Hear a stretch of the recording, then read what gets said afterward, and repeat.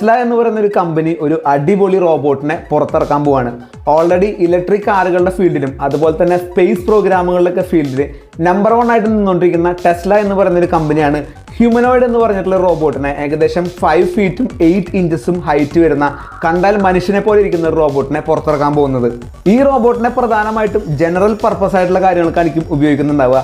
മാത്രമല്ല മനുഷ്യന് ചെയ്യാൻ കഴിയാത്ത ഡേഞ്ചറസ് സിറ്റുവേഷനിലൊക്കെ ഈ റോബോട്ടിന് ജോലി ചെയ്യാനായിട്ട് സാധിക്കും. ഈ റോബോട്ടിന് മൂവ്മെന്റ് കിട്ടുന്നത് ഏകദേശം 28 സ്ട്രക്ചറൽ ആക്ച്വേറ്റേഴ്സ് വെച്ചിട്ടാണ്. മാത്രമല്ല സ്വയമായിട്ട് സഞ്ചരിക്കാനും കാര്യങ്ങൾ മനസ്സിലാക്കിയിട്ട് ചെയ്യാനും കഴിയാവുന്ന ഓട്ടോ പൈലറ്റ് ക്യാമറാസ് ഈ റോബോട്ടിലുണ്ട്. ടാക്ടൈൽ സെൻസിങ് ആണ് ഈ റോബോട്ടിനെ മറ്റൊരു പ്രത്യേകത. അതായത് റോബോട്ടിന് എവിടെന്നെങ്കിലും ഒരു ടച്ച് കിട്ടിക്കഴിഞ്ഞാൽ റോബോട്ടിന് ആ ഒരു കാര്യം സെൻസ് ചെയ്യാൻ പറ്റും. 2.3 കിലോവാട്ട് ബാറ്ററിയോട് കൂടിയിട്ടായിരിക്കും റോബോട്ട് ഇറങ്ങുന്നത്.